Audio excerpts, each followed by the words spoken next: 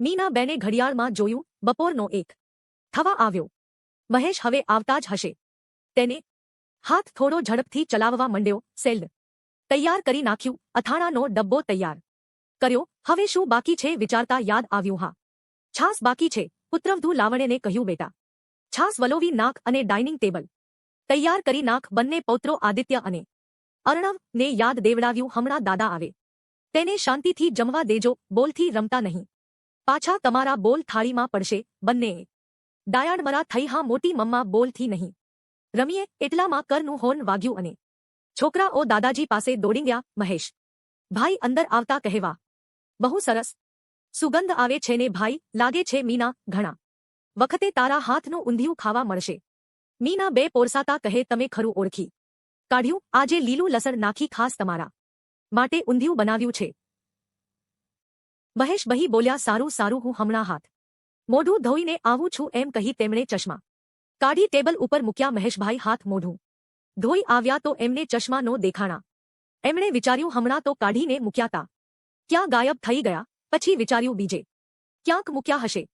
તેમણે આમ તેમ નજર ફેરવી પણ ચશ્મા નો દેખાણા. શોકેસમાં જોયું, ત્યાં પણ નથી. ટીપાય ઉપર જોયું, હા ત્યાં ટીપાય ઉપર પડ્યા છે. મહેશભાઈ માથું ખંજવાળવા મંડ્યા. સાલું, હું ટીપાય બાજુ ગયો જ નથી તો ત્યાં ક્યાંથી પહોંચી ગયા. ખેર એમણે હાશ મળી ગયા કરી ચશ્મા હાથમાં લીધા. કહે, અરે આ તો મીનાના છે. બબડી મૂકી દીધા. પછી મીનાને કહ્યું, મીના જોને મારા ચશ્મા મળતા નથી, ક્યાંક મુકાઈ ગયા છે. મીના બેન પણ ચશ્મા શોધવા લાગ્યા. કહે, તમે બાથરૂમમાં મોઢું ધોવા ગયા હતા ત્યાં જ હશે. પણ ત્યાં પણ નહોતા. પુત્રવધુ લાવણ્યા રસોડામાંથી આવી કહે, શું શોધો છો. મહેશભાઈ કહે, જોને મારા ચશ્મા મળતા નથી. આવીને અહીં તો મૂક્યા હતા. લાવણ્યા પણ બધે શોધી વળી. ટેબલ, વોશબેસિન, શોકેસ, ટીપાય બધે જોયું પણ મળતા નહોતા. કોને ખબર ક્યાં મુકાઈ ગયા હતા. ઘરના નોકર ચાકર પણ ચશ્મા શોધવા લાગી ગયા. દરેક સંભવિત જગ્યાએ ફરી ફરી જોયું પણ ચશ્મા ઘરમાંથી ગાયબ. મહેશભાઈનું ધ્યાન કરી ટીપાય ઉપર પડેલા ચશ્મા ઉપર ગયું. પણ એ તો મીનાના છે. બબડી બીજે શોધવા લાગ્યા. હવે તો બંને પૌત્રોએ પણ રમવાનું પડતું મૂકી દાદાજીના ચશ્મા શોધવા લાગ્યા. મીનાબેને ને થયું, આદિત્ય, અર્ણવે તો નહીં છુપાવ્યા હોય. મીનાબેને બંનેને પૂછ્યું, તમે તો નથી છુપાવ્યા ને. બંને કહે, અમે તો ગોતવા લાગીએ છીએ. અમે નથી સંતાડ્યા, પ્રોમિસ. મીનાબેન મહેશભાઈને કહે, તમે ધ્યાન રાખો નહીં અને તમારા ચશ્મા એ તો ઘર આખું માથે લીધું. મહેશભાઈ થોડા ખસિયાના પડી ગયા.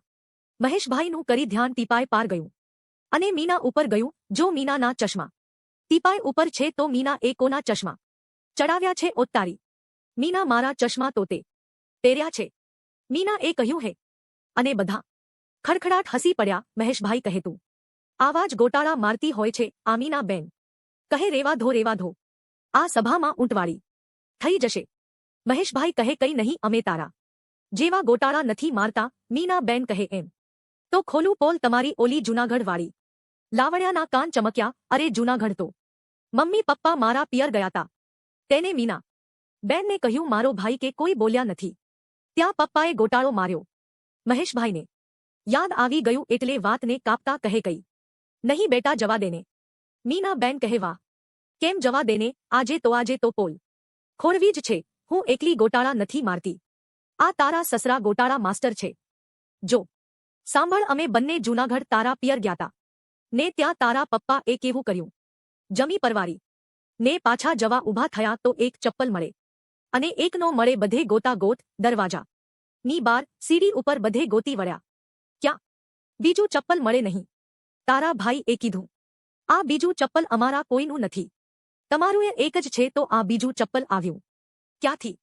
ત્યાં તારા ભાઈના બાબો રમતમાં મમાણ હતો. એનું ધ્યાન ગયું કે શેની ગોતા ગોત ચાલે છે.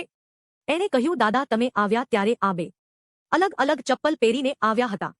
મને તો એવી શરમ આવી. પણ બધા તો હસીને બેવડ પાછા તારા પપ્પા કે ઓત્તારી આમ કેમ થયું. અને એ પણ હસવા માંડ્યા.